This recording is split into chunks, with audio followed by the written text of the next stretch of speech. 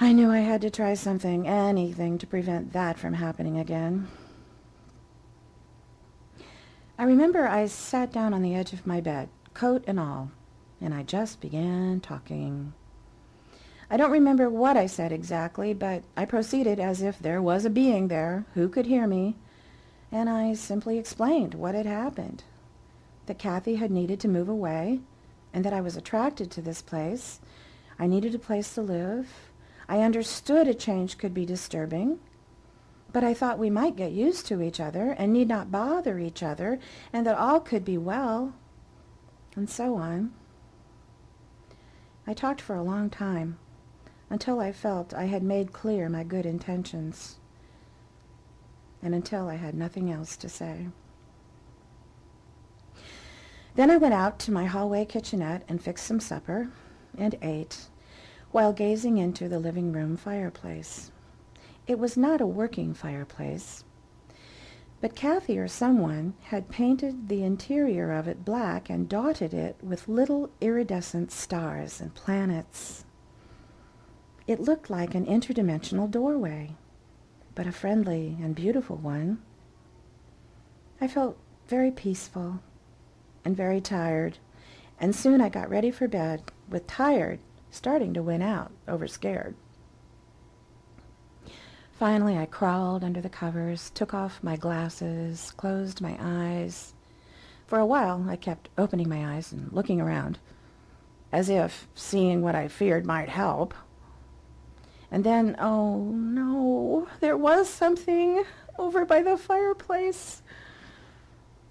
This fireplace was also non-working, but it had no pretty decorations. It was just a dark maw, and there was something swaying like seaweed just beside it.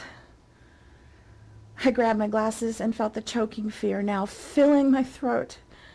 Not yet rendered immobile like last night's terror, I was about to run screaming out of the room, out of the apartment, down the stairs, out onto the street if necessary, when suddenly a clear, calm message saturated my mind. Amazingly, I relaxed almost completely. The clear and benevolent message ringing around in my brain was, "You don't have to be afraid." For some reason, I completely believed that, even though right over there, by the fireplace, stood a ghost. Yes, sir, right there. There was a ghost. A classic, whitish, transparent figure, a woman's figure in old-fashioned dress, shimmering and swaying, right there by the fireplace, just a few feet from where I lay. Well, a ghost. An actual ghost. As I silently observed this phantom, I did somehow know she was going to stay right there. I knew she would not approach me, and there was no more anger in her now, only sorrow. I sighed, and amazingly, I immediately fell asleep. It was as if we both fell asleep.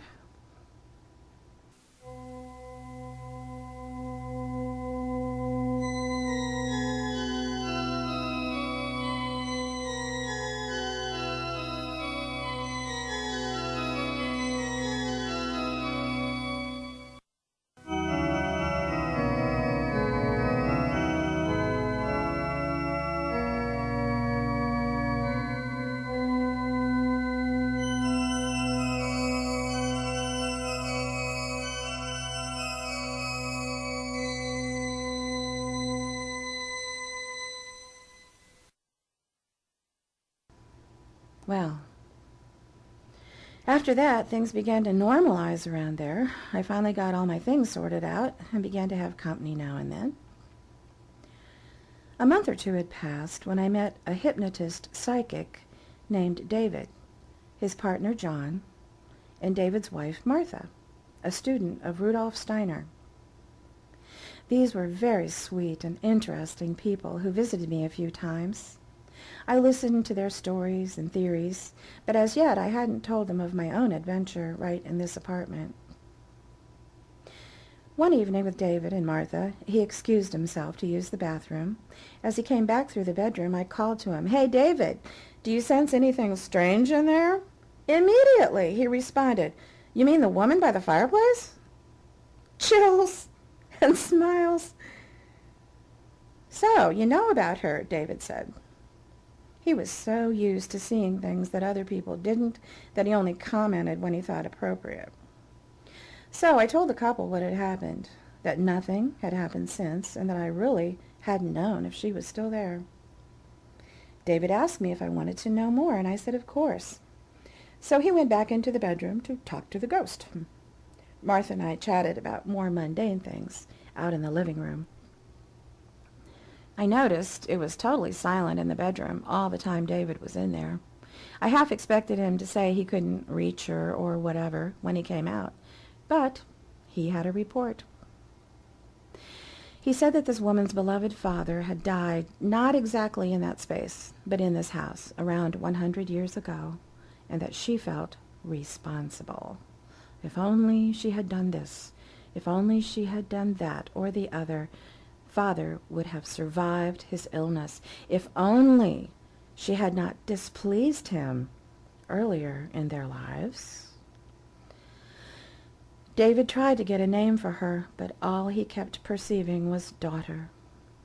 Above all, she was his daughter. But she had failed him, and therefore she was not a good daughter.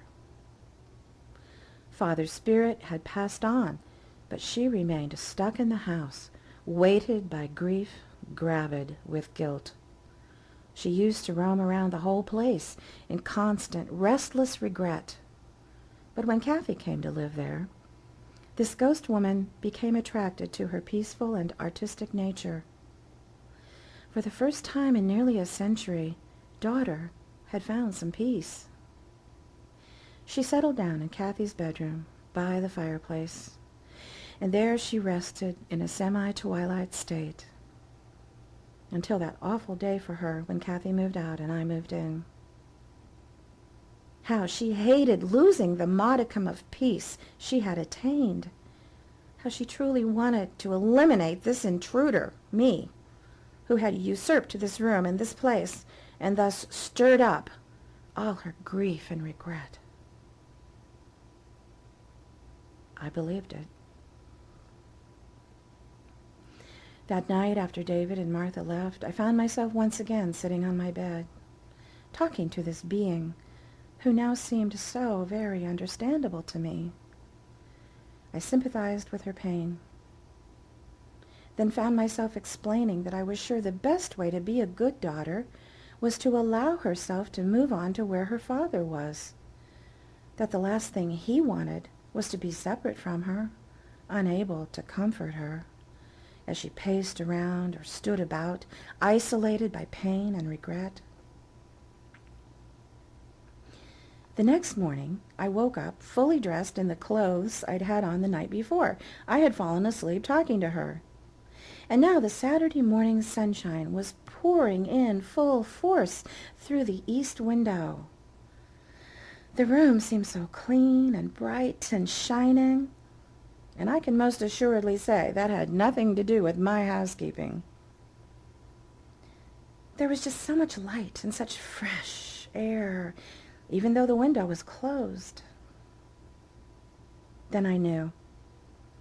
Daughter had departed, and I just knew that two souls were now rejoicing in the eternal nature of life. I myself moved on to California in a few months, on to marriage and family. But not until the November gray had given way,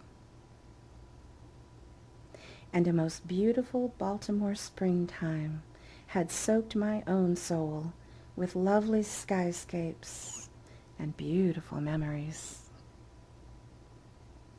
And there you have it, a true ghost story, and a happy ending.